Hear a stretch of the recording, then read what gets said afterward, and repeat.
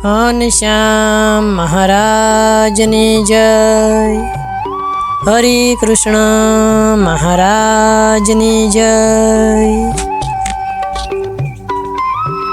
આત્માનંદ સ્વામી વાલબાઈ સાથે ભગવા વસ્ત્ર ધારણ કરી અને કાશીએ ગયા.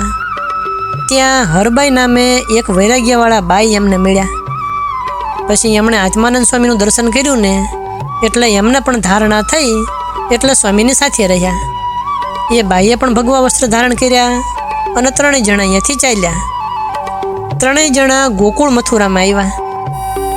ત્યાં અભ્યાગતની જગ્યામાં ઉતારો કર્યો. એ જગ્યામાં લોકોને રસોઈ આપવાનો વારો પણ આવે નહીં એટલું દાન આવતું. લોકો સીધું આપવા આવે ને એટલે મંદિરના વૈરાગ્યોને ભલામણ કરે કે જ્યારે અમારી રસોઈ આપવાનો વારો આવે ને ત્યારે પાકી રસોઈ બનાવીને અભ્યાગતને જમાડજો અને તમે પણ જમજો. પણ જગ્યાવાળા એવું કરતા નહીં. અભ્યાગતને દાળને રોટલા આપીને કાઢી મૂકે અને પોતે સારું સારું ભોજન જમે. પછી તો લોકમાં બહુ અપકીર્તિ થવા લાગી કે અભ્યાગતની જગ્યા બગડી.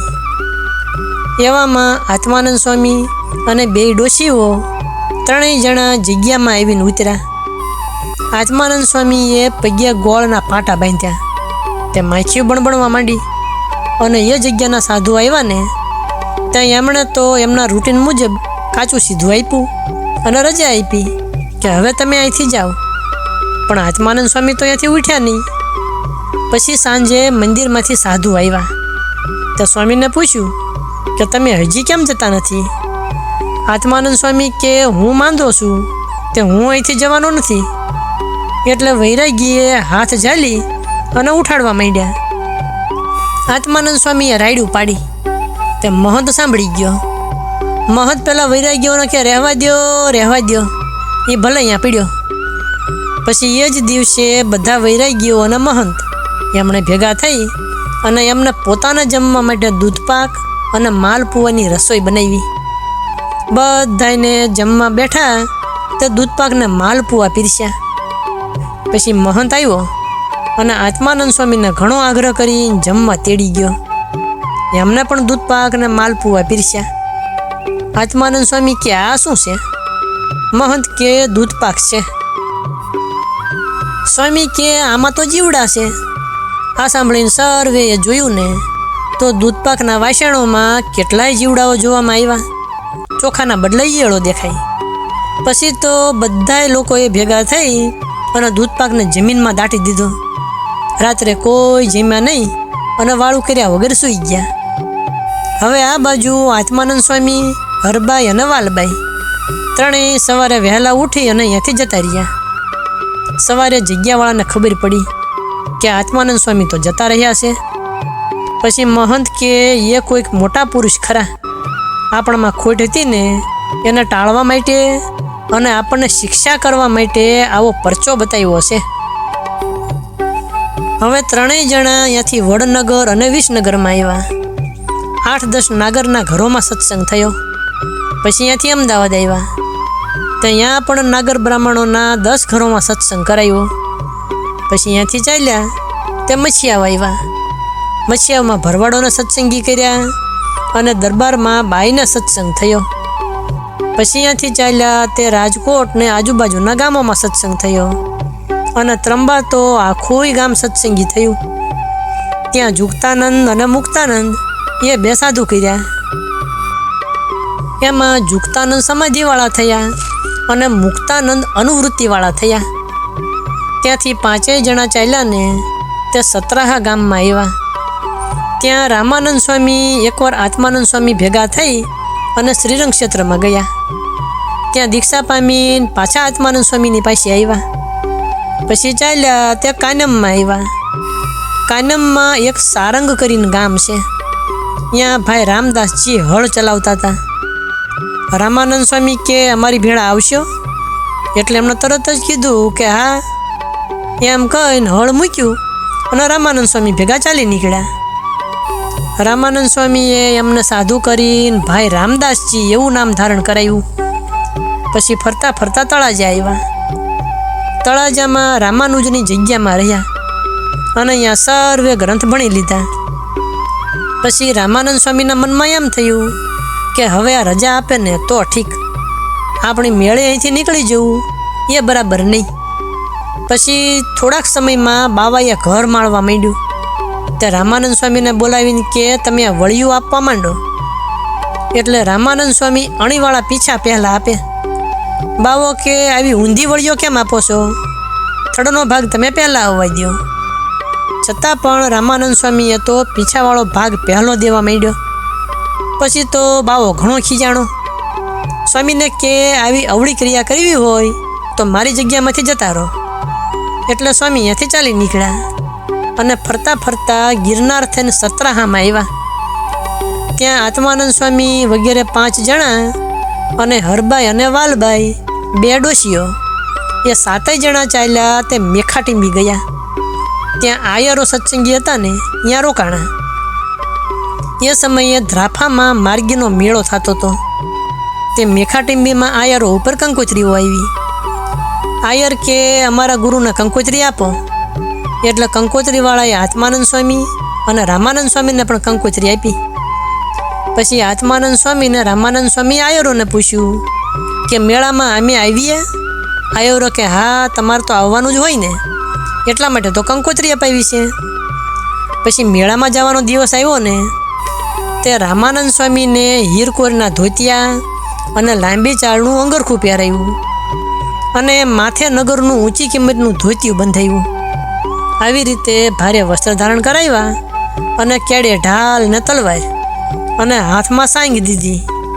સાંગ એટલે બરછી જેવું એક હથિયાર. અને આત્માનંદ સ્વામી અને રામાનંદ સ્વામી 2 ઘોડે સવાર થયા. બીજા 25 જેટલા સવારો હતા તે ધ્રાફામાં મેળો કરવા માટે ગયા. હવે મેળામાં બધાને ખબર પડી કે આ ઓલો ભરમી બાવો આવે છે, એટલે માર્ગીઓ કે આ તો મેળો ભાંગશે. પછી એમણે આત્માનંદ સ્વામી ને રામાનંદ સ્વામીને સામું માણસ મૂકેલું અને કહેવરાયું કે તમને કોને તેડાવ્યા છે?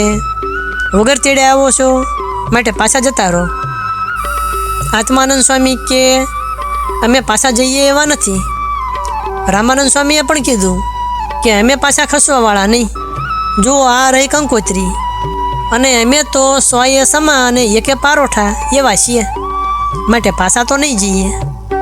એમ કહીને પછી ગામમાં ગયા અને બરછી ઉગામીને પછી કીધું કે પ્રશ્ન પૂછો. એમ કીધું તો બધા અહીંયાથી ભાગ્યા.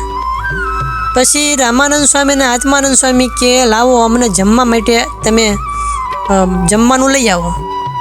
મેળાવાળા કે તમને તેડાવ્યા છે કોઈને? આત્માનંદ સ્વામી ને રામાનંદ સ્વામી કે જો આ રહી કંકોત્રી. મેળાવાળા કે આ તો આયરો ઉપર કંકોત્રી લખી હતી. આત્માનંદ સ્વામી કે એ અમારા સેવકો છે, માટે એમણે અમને કંકોત્રી આપી, એટલે અમને જમવાનું આપો. પણ મેળાવાળાએ જમવા દીધા નહીં. આત્માનંદ સ્વામી કે બહુ સારું, ત્યારે તમે બધાએ કરજો મેળો. એમ કહીને ગામની બહાર નીકળ્યા અને પછી ગામ સામે નજર કરીને ત્યાં તો ગામના ચોકમાંથી જમીનમાંથી એક હવાની શેડ નીકળી. તે હવાનો ફુવારો એવો જોરદાર નીકળ્યો કે કાંકરીઓ તો બંદૂકની ગોળીઓ જેવી વાગે. આખા ગામના બધા માણસોમાં નાશ ભાગ મચી ગઈ. કેટલાકના મૃત્યુ થયા અને ઘર ખોરડા બધું ભાંગ્યું અને મેળો તો એક બાજુ રહ્યો, બધું ધૂળ ધાણી થઈ ગયું. આ પ્રમાણે ધ્રાફામાં મેળો ભાંગ્યો. પછી અહીંયાથી ચાલ્યા તે લોઢવામાં આવ્યા. ત્યાં વિઠ્ઠલજી બ્રાહ્મણ અને લખુચારણ સત્સંગી થયા. લખુચારણને અહીંયા સ્વામી રોકાણા. પછી વિઠ્ઠલજીને મળ્યા. હવે વિઠ્ઠલજીને એક છોકરો હતો 3 મહિનાનો. આ છોકરો 3 મહિનાનો હતો અને એની મા દેહ મૂકી ગઈ. પછી વિઠ્ઠલજીએ એ દુઃખની વાત આત્માનંદ સ્વામીને કીધી. આત્માનંદ સ્વામી કે તું છોકરાને દૂધ પીવરાય. વિઠ્ઠલજી કે અરે મહારાજ, મને થોડું દૂધ આવે. આત્માનંદ સ્વામી કે વિઠ્ઠલજીની છાતી ઉપર એમણે હાથ ફેરવો ને પછી કીધું કે હવે દૂધ આવશે. પછી સ્વામી કે છોકરો અનાજ ખાતા શીખશે ને એટલે દૂધ નીકળતું બંધ થઈ જશે અને તું પુરુષ જેવો પુરુષ થઈ જઈશ. અત્યારે હમણાં છોકરાને મોટો કરી, પછી છોકરો 10 વર્ષનો થાય છે ને ત્યારે એને સાધુ કરશું. પછી વિઠ્ઠલજીએ છોકરો મોટો કર્યો અને એ છોકરાનું નામ બાલાનંદ પાડ્યું અને વિઠ્ઠલજીનું નામ વિઠ્ઠલાનંદ પાડ્યું. બેયને સાધુ કર્યા અને લખુચારણને સોંપ્યા. પછી નાઘેરમાં ગામ રામપર આવ્યા. ત્યાં સત્સંગ કરાવ્યો અને ઘણે ઠેકાણે બીજા ગામોમાં પણ સત્સંગ કરાવ્યો. પછી માવજી વાણિયો અને ડોસો કુંભાર એ 2 જણા નાઘેરમાં આત્માનંદ સ્વામીને તેડવા માટે ગયા. તે તેડીને પાછા આવતા હતા ને ત્યાં રસ્તામાં નાના અને મોટા માંડવા એ 2 ગામ આવતા હતા. એમાં મોટા માંડવા ગામ આવ્યું ને એ વખતે એમની સાથે જુક્તાનંદ તથા મુક્તાનંદ અને રામાનંદ સ્વામી, ભાઈ રામદાસજી, હરબાઈ ને વાલબાઈ એ 2 ડોશીઓ અને આત્માનંદ સ્વામી, માવજી વાણિયો, ડોસો કુંભાર આ બધા ચાલીને આવતા હતા. ગામની નજીકમાં એક પટેલનું શેરડીનું ખેતર આવ્યું. એટલે શેરડી જમવા માટે બધા એ વાડીમાં જતા હતા. હવે સદગુરુ શ્રી ગોપાળાનંદ સ્વામી કૃત મહારાજની લીલાની બીજી જે કથા તે આપણે આગળ કહીશું. અત્યારે કથાને વિરામ આપીએ. બોલો સ્વામિનારાયણ ભગવાનની જય.